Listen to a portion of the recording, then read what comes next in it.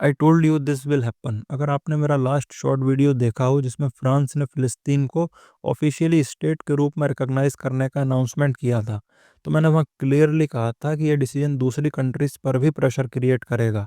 और अब वही हो रहा है। यूके के पार्लियामेंट के हाउस ऑफ कॉमन्स में 650 एमपी हैं, जिनमें से 221 एमपीज जो कि पार्लियामेंट का एक सिग्निफिकेंट हिस्सा है, और कुछ की कैबिनेट मिनिस्टर्स ओपनली डिमांड कर रहे हैं कि कीर स्टारमर की सरकार फिलिस्तीन को स्टेट के रूप में रिकॉग्नाइज करे। ना आसान भाषा में कहूं तो यूके के प्राइम मिनिस्टर कीर स्टारमर अभी तक काफी कॉशियस स्टैंस ले रहे थे इसराइल फिलिस्तीन कॉन्फ्लिक्ट पर, लेकिन अब उनकी खुद की लेबर पार्टी के अंदर, और सिर्फ लेबर पार्टी नहीं दूसरी पार्टी से भी बड़ा प्रेशर आ रहा है।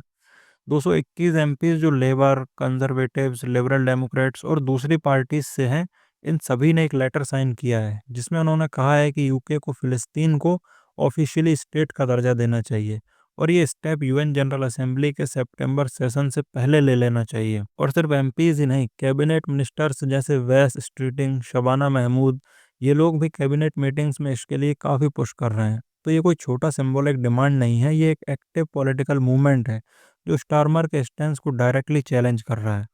एंड ये सब अचानक नहीं हो रहा है। फ्रांस के प्रेसिडेंट इमैनुअल मैक्रोन ने जुलाई 2025 को ट्विटर पोस्ट में अनाउंस किया था कि फ्रांस सितंबर में यूएन जनरल असेंबली में फिलिस्तीन को स्टेट के रूप में ऑफिशियली रिकॉग्नाइज करेगा। यह डिसीजन यूरोपियन पॉलिटिक्स में एक डोमिनो इफेक्ट जैसा काम कर रहा है, यानी चेन रिएक्शन जैसी सिचुएशन क्रिएट होने के चांसेस हैं। जब एक पावरफुल वेस्टर्न कंट्री ऐसा बोल्ड स्टेप लेती है तो बाकी डेमोक्रेसीज जो ट्रेडिशनली मिडिल ईस्ट के मैटर्स में यूएस की लाइन फॉलो करती हैं, उन पर ऑटोमेटिकली प्रेशर बढ़ता है। यूके में क्वेश्चन ये रेज हो रहा है कि अगर फ्रांस कर सकता है तो हम क्यों नहीं। और ये सवाल सिर्फ पार्लियामेंट तक नहीं, पब्लिक और लेबर के वोटर बेस में भी उठ रहा है। पीएम स्टारमर के लिए ये इशू पॉलिटिकली काफ़ी ज़्यादा सेंसिटिव होगा। एक तरफ उनकी पार्टी का base, specially younger labour supporters और ब्रिटिश मुस्लिम्स, क्लियरली फिलिस्तीन के सपोर्ट में है।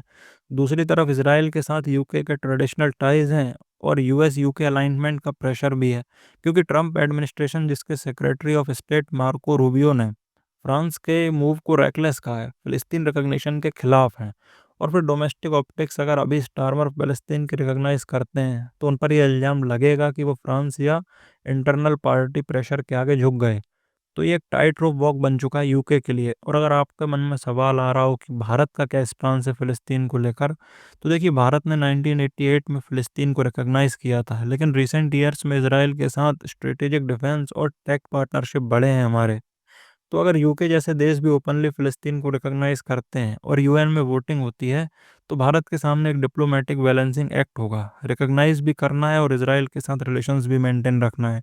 ये भारत की नॉन अलाइन्ड फॉरेन पॉलिसी के लिए एक टेस्ट होगा। वैसे आपको क्या लगता है, इंडिया को फ़लस्तीन को लेकर अपनी फॉरेन पॉलिसी में कुछ बदलाव करने चाहिए या नहीं? अगर ब्रॉडर वे में देखा जाए तो ये डेवलपमेंट वेस्ट में एक आइडियोलॉजिकल डिवाइड भी दिखाता है। एक तरफ यूएस और कुछ यूरोपियन यूनियन कंट्रीज हैं जो इसराइल के स्ट्रॉन्ग सपोर्टर्स हैं, और दूसरी तरफ फ्रांस, आयरलैंड, स्पेन और नॉर्वे जैसे देश जो फिलिस्तीन के सपोर्ट में ओपनली आ गए। अगर यूके भी इस लिस्ट में शामिल हो जाता है तो यूएन में टू स्टेट सॉल्यूशन के लिए मेजॉरिटी सपोर्ट बन सकता है, जो कि इसराइल के लिए डिप्लोमेटिक सेटबैक होगा, खासकर जब जब गाजा में ऑपरेशंस पर इंटरनेशनल क्रिटिसिज्म पहले ही बढ़ चुका है।